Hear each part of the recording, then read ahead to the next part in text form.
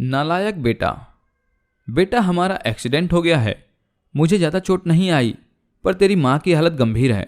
कुछ पैसों की ज़रूरत है और तेरी माँ को खून चढ़ाना है।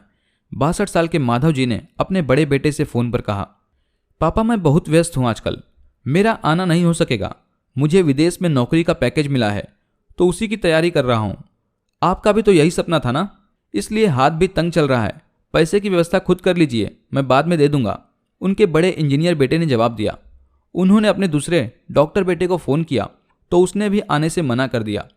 उसे अपनी ससुराल में शादी में जाना था। हाँ, इतना जरूर कहा कि पैसों की चिंता मत कीजिए, मैं भिजवा दूंगा।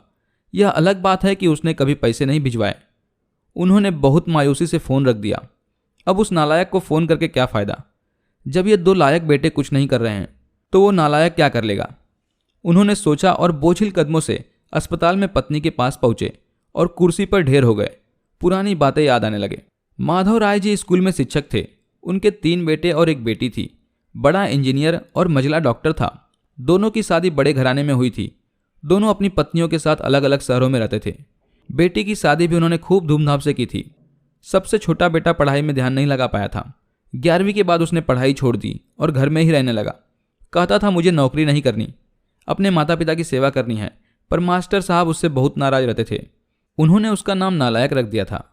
दोनों बड़े भाई पिता के आज्ञाकारी थे, पर वह गलत बात पर उनसे भी बहस कर बैठता था। इसलिए माधव जी उसे पसंद नहीं करते थे। जब माधव जी रिटायर हुए तो जमा पूंजी कुछ भी नहीं थी। सारी बचत दोनों बच्चों की उच्च शिक्षा और बेटी की शादी में खर्च हो गई थी। शहर में एक घर, थोड़ी जमीन और गांव में थोड़ी सी जमीन थी। घर का खर्च उनके पेंशन से चल रहा था। माधव जी को जब लगा कि छोटा सुधरने वाला नहीं है तो उन्होंने बंटवारा कर दिया और उसके हिस्से की जमीन उसे देकर उसे गांव में रहने भेज दिया। हालांकि वह जाना नहीं चाहता था, पर पिता की जिद के आगे झुक गया और गांव में ही झोपड़ी बनाकर रहने लगा। माधव जी सबसे अपने दोनों होनहार और लायक बेटों की बड़ाई किया करते। उनका सीना गर्व से चौड़ा हो जाता था, पर उस नालायक का नाम भी नहीं लेते थे। 2 दिन पहले दोनों पति पत्नी का एक्सीडेंट हो गया था। वह अपनी पत्नी के साथ सरकारी अस्पताल में भर्ती थे। डॉक्टर ने उनकी पत्नी को ऑपरेशन करने को कहा था। पापा पापा, यह सुनकर तुरंत उनकी आंखें खुली। सामने वही नालायक खड़ा था। उन्होंने गुस्से से मुंह फेर लिया, पर उसने पापा के पैर छुए और रोते हुए बोला, पापा आपने इस नालायक को क्यों नहीं बताया? पर मैंने आप लोगों पर जासूस छोड़ रखे हैं। खबर मिलते ही भाग आया हूं। पापा के विरोध के बावजूद उसने उनको एक बड़े अस्पताल में भर्ती कराया। माँ का ऑपरेशन कराया, अपना खून भी दिया। दिन रात उनकी सेवा में लगा रहता और एक दिन वह गायब हो गया। वह उसके बारे में फिर बुरा सोचने लगे थे कि तीसरे दिन वह वापस आ गया।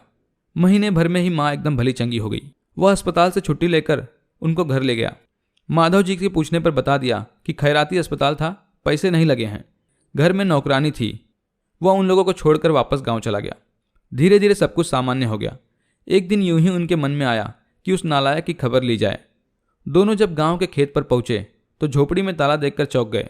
उनके खेत में काम कर रहे आदमी से पूछा तो उसने कहा, यह खेत अब मेरे हैं। क्या? पर यह खेत तो। उन्हें बहुत आश्चर्य हुआ। हाँ, उसकी माँ की तबीयत बहुत खराब थी। उसके पास पैसे नहीं थे तो उसने अपने सारे खेत बेच दिए। वह रोजी रोटी की तलाश में दूसरे शहर चला गया है। बस यह झोपड़ी उसके पास रह गई है। यह रही उसकी चाबी, उस आदमी ने कहा। वह झोपड़ी में दाखिल हुए तो बरबर उस नालायक की याद आ गई। टेबल पर पड़ा लिफाफा खोलकर देखा तो उसमें रखा अस्पताल का 9 लाख का बिल उनको मुंह चिढ़ाने लगा। उन्होंने अपनी पत्नी से कहा, जानकी तुम्हारा बेटा नालायक तो था ही, झूठा भी है। अचानक उनकी आंखों से आंसू गिरने लगे। वह जोर से चिल्लाए, तू कहाँ चला गया नालायक? अपने पापा को छोड़कर एक बार वापस आ जा, फिर मैं तुझे कहीं जाने नहीं दूंगा।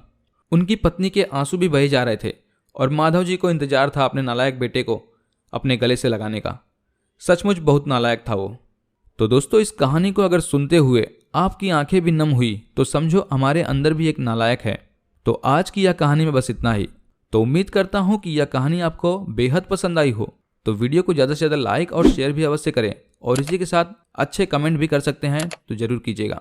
और कथा संजीवनी इस चैनल पर पहली बार आए हैं तो चैनल को भी सब्सक्राइब अवश्य करें। इसी के साथ मिलते हैं अगली किसी बेहतरीन कहानी के साथ। तब तक के लिए आप सभी का धन्यवाद।